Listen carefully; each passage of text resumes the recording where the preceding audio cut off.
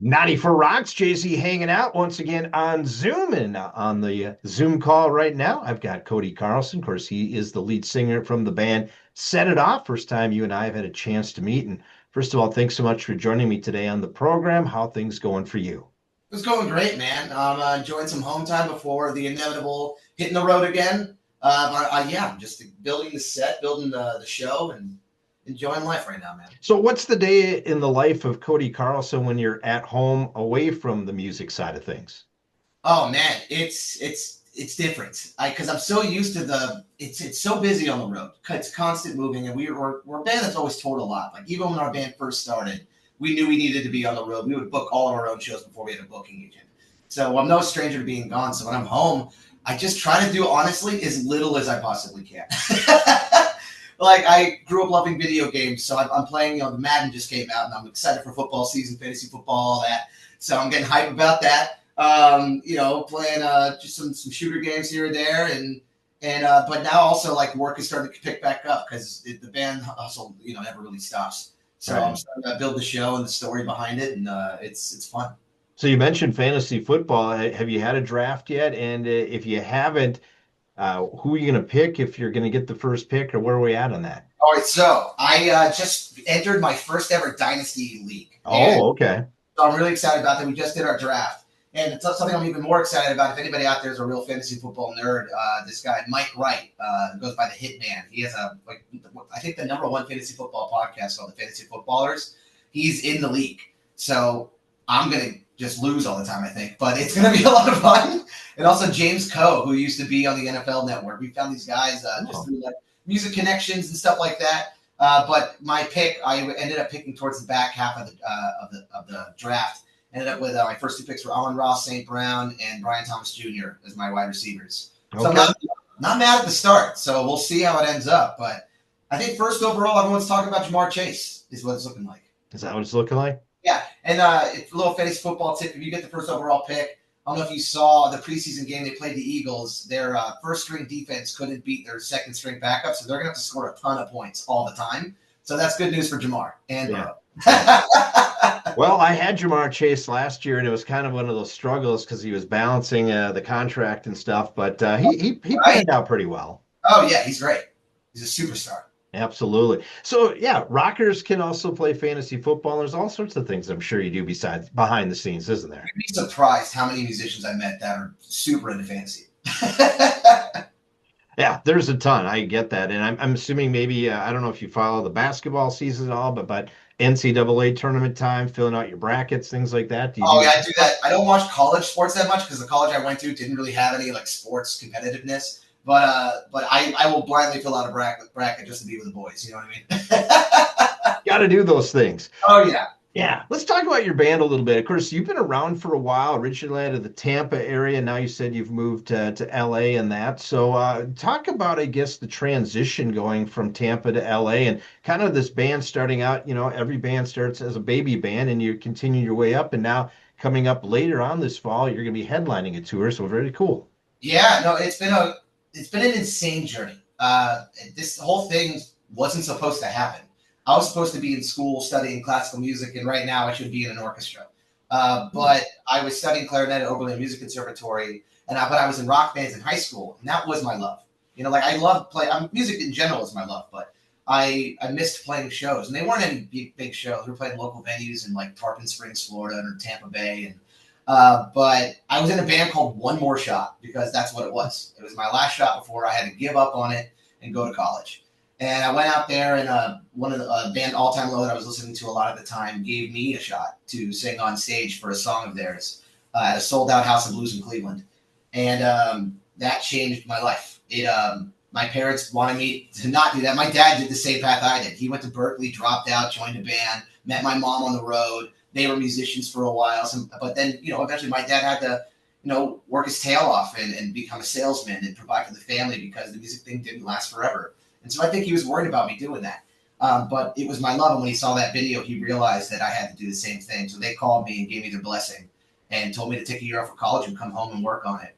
And crazy timing thing. He was battling cancer at the time. So I didn't want to make any waves with him. And like, Right. if he wanted me to do it, I was going to stick to clarinet. You know what I mean? And But 1 week after he gave me his blessing, he passed away.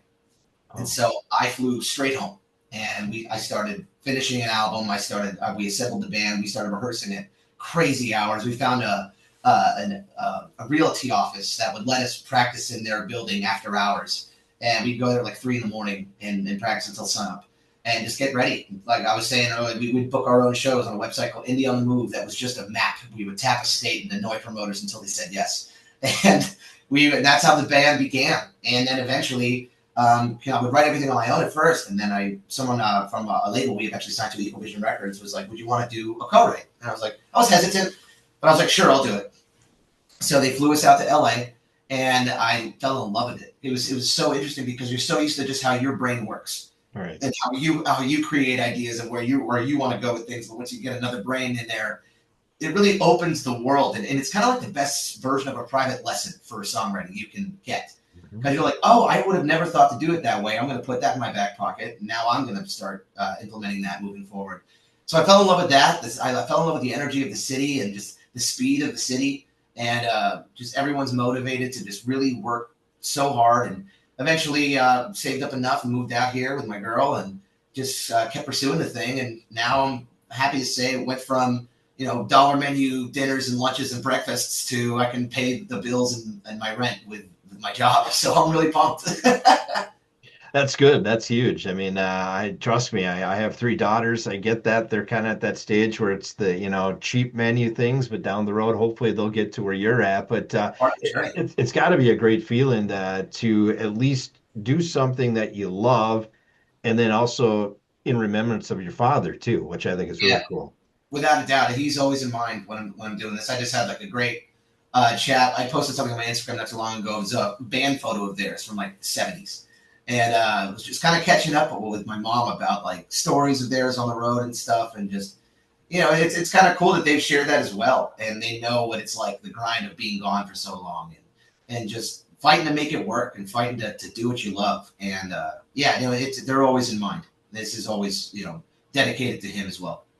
Let's talk about your success in that. Obviously, it takes a while in this industry. Sometimes some bands get in the right place, right time. They just whoop, they go right to the top. Other bands, it takes a long time. Yeah. Probably saw you really, for you guys, really started to know you a little bit more when you had the song with Point North that you kind of put out together. Is that Yeah. kind of one of the bigger songs that maybe kind of helped you propel? Obviously, Punching Bag too.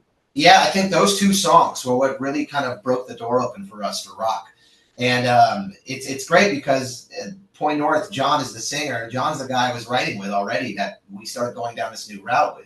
Because we made this huge decision after our contract ended with Fearless Records. We've already been signed to two labels, and we were thinking back to the roots when we started this on our own, doing everything on our own, and how both hands were firmly on the wheel and we had full control, and we missed it.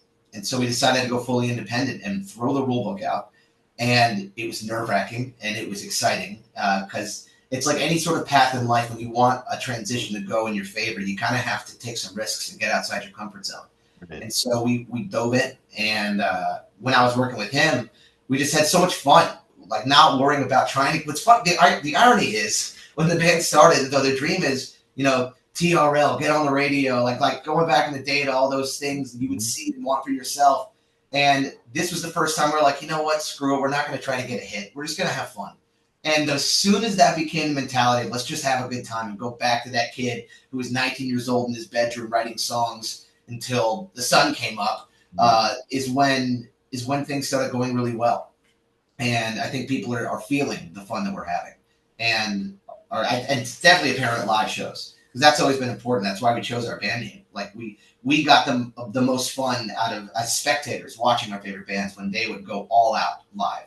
And so we really pride ourselves in that as well. I think it's just been this combination of things. We've never been a band, like you said, that just shot straight up. And at first that used to bother me. I was like, well, why is anyone seeing what I know is here? But at the same time, it's been a blessing because instead of shooting straight up, I kind of use it as like this analogy. If you go straight up, your foundation is only that wide. Right. But if you go like this in this slow incline, your foundation just gets larger and larger. We've been so fortunate to build this like large fan base of very dedicated fans that has been with us on this journey since day one. And it's just growing from here. And like the dreams are coming true, and it's a very exciting time. That's cool. We're talking to Cody Carson. Of course, he's the lead singer of the band Set It Off, which we're spinning your new song Rotten here. I want to get to that in just a moment. Let's go back to independent band. And that is, it's a scary word to say independent, but Yeah. I've noticed more and more bands are going that way. I guess, why do you feel that? Just because it gives you more creative control, or what is the reason for that? There's a lot of reasons. I think creative control is always a huge aspect. The thing that happens often when you have a gigantic team is something will go wrong, which it will. That's just part of it. Then not everything's going to be perfect. But for me, I'm a big problem solver. I want to get to the root of why that went wrong and how do we prevent it from happening in the future. And a lot of the times when you have a giant team, you never find the root of the issue. There's a lot of finger pointing, a lot of red tape. And so I want to be able to point the finger at myself. I want to be able to go, okay, we know our team are these people. All right, this went wrong. Okay, why did that go wrong? How do we fix it next time? And then you become so streamlined that those issues become non-existent. That's a huge part, and another obvious huge part is you own your songs. Like Right. there's not you're not giving the majority percentage of your music to a company for the money. You can go get your own money and fund your own record, and then now own the thing that you created. And I think that's a big reason why a lot of people are turning to it is they're seeing that they put out 3, 4 albums with a label and they've never seen a cent Right. from their music. It's a very common thing, which you need that jump start sometimes. When you're getting started, you don't have credit as an LLC, and Mhm. to go get a loan or something, you kind of your hands are tied. You need that help, and it was great for us at the beginning. But we know we're capable of doing this on our own, and it's been showing that it's working out well. Thank God. Yeah, absolutely, and it's showing here with your new song "Rotten," which is just about ready to enter the top 40, I think, on rock radio. And yeah, that's awesome, isn't I'm it? so excited. I Well, think you're the first person to tell me that, actually. yeah, let's talk about the song. And obviously, this is going to be off the new album coming out. We'll get to that moment, but let's talk about the song first. "Rotten," the latest song we're spinning here on 94 Rocks. Yeah, it's the heaviest song we've ever put out, which is I've I listened to it. I've listened to I think every genre growing up. I was never raised by one genre. Yeah. Like my parents, like because of their bands they were in, listened to a lot of 70s and 60s hits, and whether it was pop or soul or funk. And my sister was listening to like anything pop and R&B from the 90s, and then I listened to that. I listened to pop punk, but I had a huge new metal phase. And I've always been a massive fan of like Limp Bizkit, Korn, um, Tenacious D. I know that's not huge. You don't hear that a lot in our sound. I'm a big fan. Yeah, Tenacious D, a little Jack Black. Oh my god, massive fan. Linkin Park was a massive influence. So we are the thing that I love about Set It Off is since the beginning we've never like been like we're this sound and we're going to stay this sound forever because of all the different influences we've had. We've always written just what we're feeling at that time. And so we had a stint where we were more pop rock. We've had a stint where we were more indie rock. We had a stint where we were more heavy, aggressive, alternative. And this era we're in right now is we found a way to implement it all into one. And so with Rotten was our chance to really flex like the heaviness that we've always wanted to kind of dive into. So sonically, that's kind of where that came from. And it's funny, there was like this huge influence from the original Gene Wilder Willy Wonka for this song. The come with me and you'll see a world. Yes. Like, if for some reason that was just we were playing it in the studio, and it started talking about the industry, but just like society in general and how it feels like you can't get a modicum of just authenticity from people these days. Like anything you see online, you have to double check. Is this even true? You're being fed things left and right, and you're not sure if you're being lied to, if someone's just pandering to you to give you exactly what you want to hear. So you're in this echo chamber, and then they are using you to make money. And it's just this, I don't know, this world where it's a lot of uncertainty. And this song is kind of me speaking out on how that feels and just letting the rage out and how I'm just sick and tired of people force feeding me sugar and just to get what they want out of me. Well, very cool. Well, you mentioned something too. You can't believe what you see anymore Yeah. on social media. And I've asked this question of a few artists, what artificial intelligence is Yeah. huge now. And I've kind of asked them just what their thoughts are in the music industry. Let me ask you that question. What are your thoughts, I guess, of AI in the music industry? And it's kind of, first of all, your voice very recognizable on the radio, which is Oh, cool. That's thank cool. you. I When appreciate when that. when I hear a Set It Off song right away, I know it's Set It Off because of your voice. So That that's a cool. means the That's world to me. cool. Thank you Absolutely. very much. So you've And already hopefully it means AI can't take my jobs. exactly. So you've set yourself apart from that, but that's the scary part though with Yeah, I think with it's a AI. controversial thing. You're right. Like it's a thing where it's there. I feel like we're always going to be met with a new controversial version of some sort of technology. Like like even just thinking about when Google first came around. Like you had this search engine that could find anything on the internet. Now it wasn't necessarily taking jobs from everybody, but it made libraries kind of not as necessary. You know, like there now we have with AI, there's literally videos being created. I've seen people create commercials. I just witnessed a commercial on TV that I could tell was completely AI generated. Now that's an entire crew that didn't get paid. That's the negative side. I feel like it's tough because there's an obviously horrific side where people aren't going to get opportunities now, but then there's also the side where it can be used just as like Google as a tool, and it's being used to map people's voices, and that's the part that scares me musically.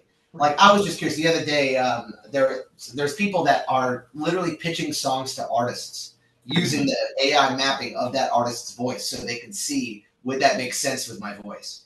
And just out of curiosity, he had the software. I was like, "Can you?" I'm curious if they have my voice on there. And they had two maps of my voice. Wow. I never uploaded my voice. I mean, somebody else did it. That means anybody can do that. Right. So yeah, that part is what scares me is that people can use my intellectual property and just apparently there's no regulation on that. So that's something that I'm very like apprehensive to. But at the same time, like if you can use it as Google to help you find something out, I don't have a problem with that. It's just when it's starting to be used in a way that feels a little bit more invasive that I think needs to be kind of regulated. Yeah. It's the Wild West right now with it.